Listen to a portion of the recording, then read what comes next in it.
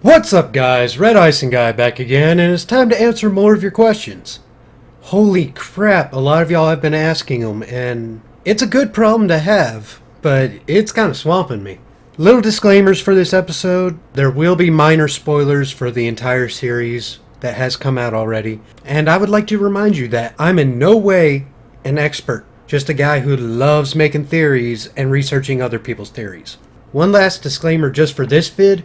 Usually I make a script so I sound smarter than I actually am. But since y'all have been swamping me with these questions, I'm just going to have to go as is, and I'll try to edit it to sound like I actually sound smart. One last thing before we get to the questions. I'd like to remind everybody, if you put red at the start of your comment, that means I will answer you in the comments. If you want your question featured in a video, put "This has been bugging me" at the start of your comment, so I know you want it for a video. And please don't mix them around, because that starts me on my whole computer programming mindset, and I don't know what you want. And another last thing. Whatever happens on Thursday night may contradict what I say, so hopefully I don't have to do too many corrections. Alright, finally to the questions. The first question comes from Rose Dove 3. Rose Dove wants to know why 3 characters have red on their costumes and personas, but the other 2 don't. Well, there is some red here and there, but there's a point to all of this. It's just suggesting that different people have different problems and go about it different ways. Plus, if all of them had red on there, you would start to see red throughout the whole game, so it's great to throw in some other colors. At least that's all I can say. Their social links are going to be different. They're going to face different issues. That is the main point of having different colors and not featuring the color red. I mean, if you played Persona 4 and there was so much yellow everywhere, I think you would get sick. The next question comes from Yashiro Otonashi. This has been bugging me, Red. There's a guy from the original Persona who wears a mask. Does this have anything to do with Persona 5? Well, that guy with the mask is actually a very, very important character named Philemon. He's the good guy of all this. He's the guy who gives you your powers. So yes, there is some relation from him to Persona 5. And hopefully they feature him again, because we all know Persona 3 and 4 featured him in some way, namely the butterfly in Persona 4. It just feels like they're leaving too much of him out while putting so much of him in. It doesn't feel fair. And the next question comes from Kids vs. Games. The question is, are they giving any hints about who is causing the dungeons to appear? And I'd like to just say there's 3 candidates.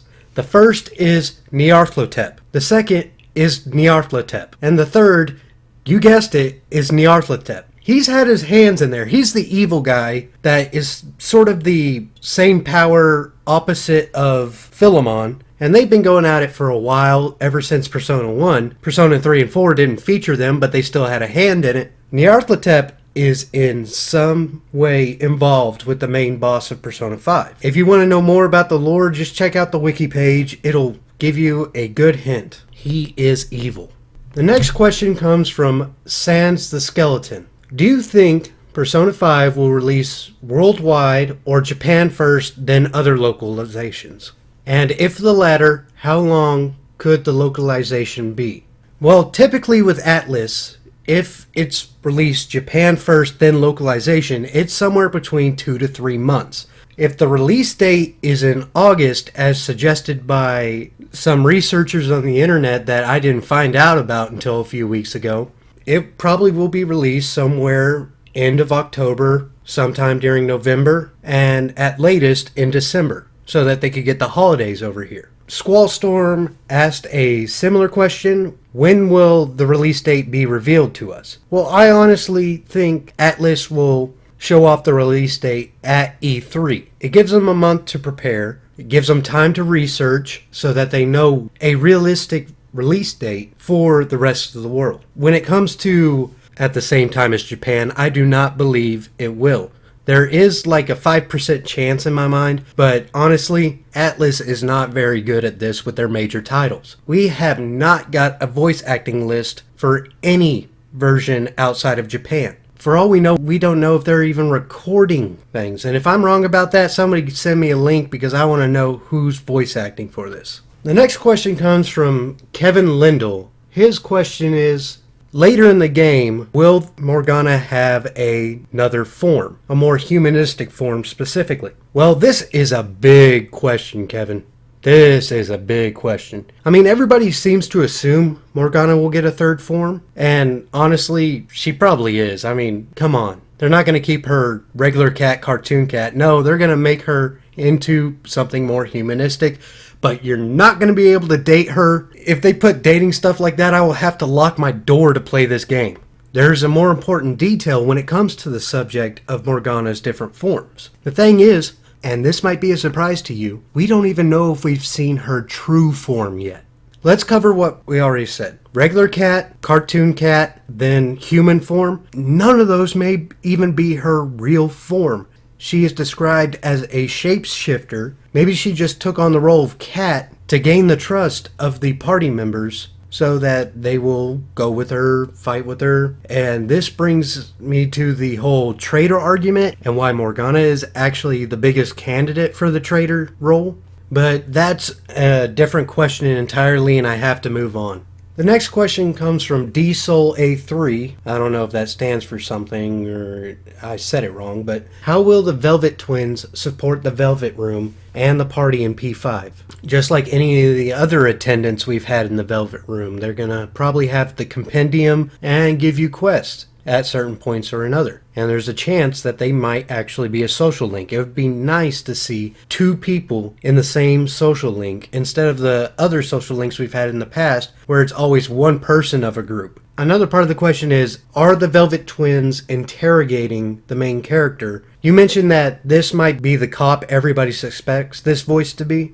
Well, honestly, it really, in my mind, it is the voice of a detective or something like that. And I actually hope that this detective becomes part of the party, or at least some sort of enemy you have to face at one point or another, because honestly, if you look at Arson, he was always outrunning police officers and Inspector Ganimard. There needs to be another character added into Persona 5 to represent Inspector Ganimard. That's what my main thing I think that detective will fit into.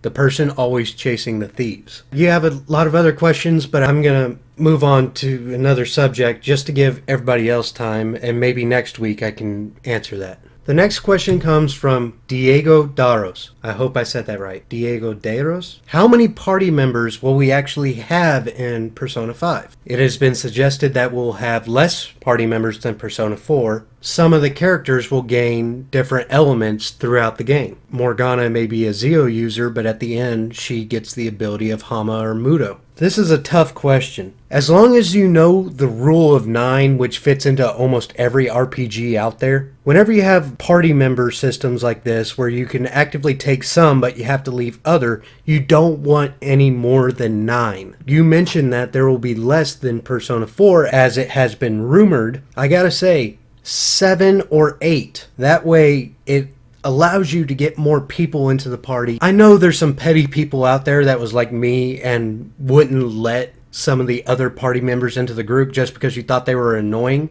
Take Persona 4 for example. I found Yosuke extremely annoying. He wasn't in my party as soon as I got Kanji. Hopefully they add in 7 or 8 and that will be enough to keep us satisfied, but also not to overflood us, because honestly, some people out there want them to add 12 in, but that's just too much work and too much team management. Plus, they're a group of thieves. It needs to remain small. So 7 is my most likely number for the amount of party members we'll have in Persona 5. And I'll throw this last question in just to wrap this up. The last question comes from Blanco Ills. Blanco asks, will the PS3 version of the game still launch? It's been long enough. A lot of games out there are killing the PS3 aspect. Honestly, I don't know. I know it would be a real dick move for Atlus to delay the game this long and not include a PlayStation 3 port, because a lot of us were relying on the fact that Persona 5 was going to be released on the PlayStation 3.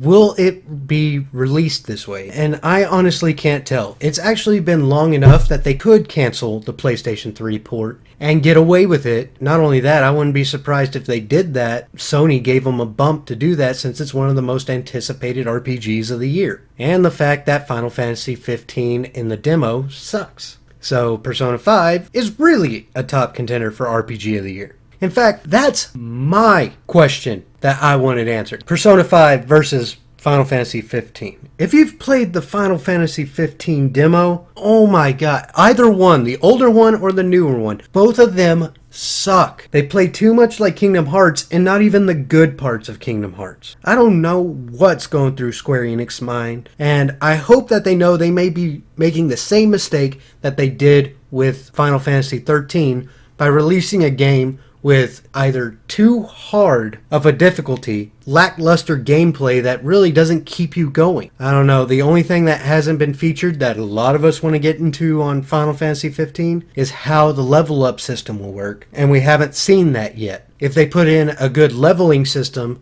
yeah, it may still be a good game, but as it is, it sucks. And Persona 5 is way better. Way better. And we haven't even got to play a demo for it yet. I don't know, I guess it's just me thinking Square Enix is shooting itself in the foot again. You know, they've done it on multiple occasions with the Spirits Within movie, then Final Fantasy 13 wasn't actually fun, well, at least to me. And then now we got Final Fantasy 15 not working out.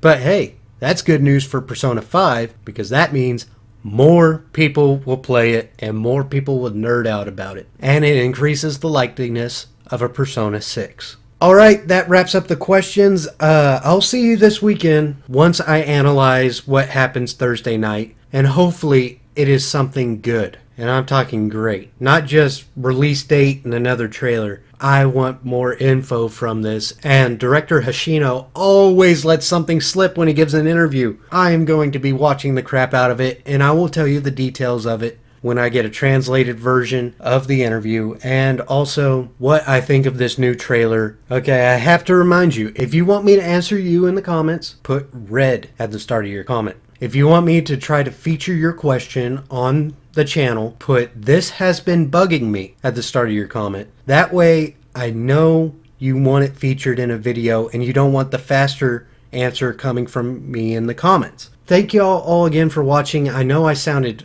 a little bit dumber in this. I gotta tell you, being swamped with questions really does take up your time. Thanks to everyone in the community again. It is so nice to see so many people interested. And again, I cannot think of a closer. So, goodbye.